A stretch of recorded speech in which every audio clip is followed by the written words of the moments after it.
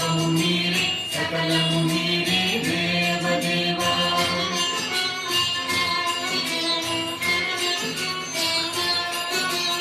உடல் வாக்கு மனம் புலன்கள் புத்தியாத்மா இயற்கை குணம் கணிக்காலான செயல்கள் யாவை நான்